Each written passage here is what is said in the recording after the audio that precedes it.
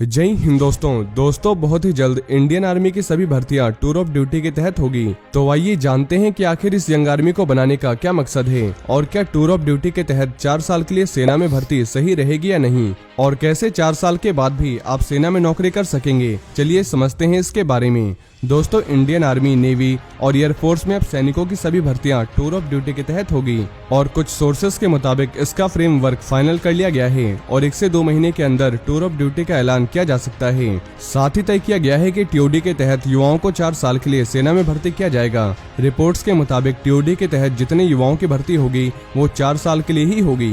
बाद में तय किया जाएगा कि इनमें से कितनों को परमानेंट किया जाना है, यानी जब युवा आर्मी में भर्ती हो जाएंगे तो 4 सालों तक इनकी हर एक्टिविटी पर नजर रखी जाएगी। उसके बाद ही डिसाइड किया जाएगा कि इनका क्या करना है, यानी कौन परमानेंट होगा और कौन नहीं होगा। और ये सारी देखरेख करने के लिए सिलेक्शन बोर्ड बनाया जाएगा जो सैनिकों की प्रोफेशनल एफिशिएंसी के आधार पर उनका चयन करेगा। एक ऑफिसर के मुताबिक जिस तरह ऑफिसर रैंक में काबिलियत के हिसाब से आगे बढ़ते हैं, उसी तरह सैनिक भी अपनी योग्यता के हिसाब से परमानेंट होंगे। और शॉर्ट सर्विस कमीशन के तहत जो ऑफिसर आते हैं उनमें से भी करीब 20 से 25% को ही परमानेंट कमीशन मिल पाता है।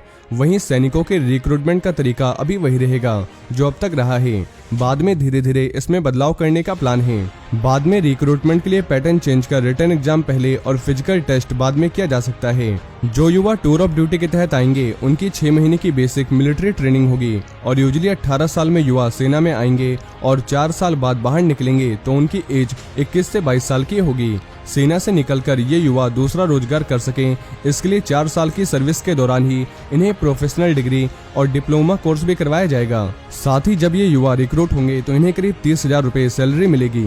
लेकिन ये यहीं पर खत्म नहीं होता, गवर्नमेंट ने इसके आगे भी इन जवानों के लिए प्लान कर रखा है। दोस्तों, टीओडी के तहत सैनिकों को सेना से बाहर होने पर ना तो पेंशन मिलेगी, ना ही ECHS जैसी कोई स्वास्थ्य स्कीम का फायदा मिलेगा।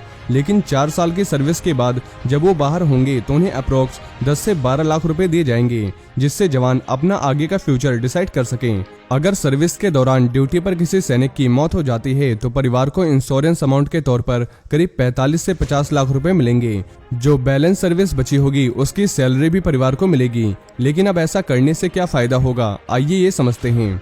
दोस्तों, अभी जो सैनिक सूबेदार मेजर तक जाते हैं तब तक वो 50 साल के हो जाते हैं। इस तरह देखा जाए तो सेना में सैनिकों की एवरेज एज करीब 35 से 36 साल है। लेकिन टीओडी लागू होने के बाद एज प्रोफाइल कम हो जाएगी और सेना ज्यादा यंग हो जाएगी। टीओडी लागू होने के 4 से 5 साल बाद सैनिकों की एवरेज एज 25 से 26 साल हो जाएगी, यानी यंग आर्मी। अगर सिंपल शब्दों में समझें तो जो जवान अच्छी काबिलियत रखते हैं वो आर्मी में ही रहेंगे और 4 साल बाद भी उन्हें रिटायर नहीं किया जाएगा और जो भी आर्मी के जवानों को सुविधाएं मिलती है वो सब इन्हें मिलेगी। लेकिन अगर आप में 4 साल बाद आर्मी में आगे काम करने की काबिलियत नहीं है तो आपको रिटायर कर दिया जाएगा और जो फिक्स अमाउंट देना होगा वो आपको दे देंगे बस। उसके बाद आपको अपना फ्यूचर खुद डिसाइड करना होगा।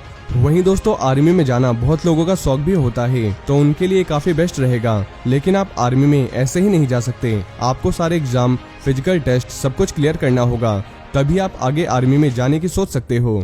और इस तरह जो पैसा बचेगा उसे आर्मी को मॉडर्न बनाने में लगाया जाएगा, जिससे इंडियन आर्मी, नेवी और एयरफोर्स को और मजबूत किया जा सके।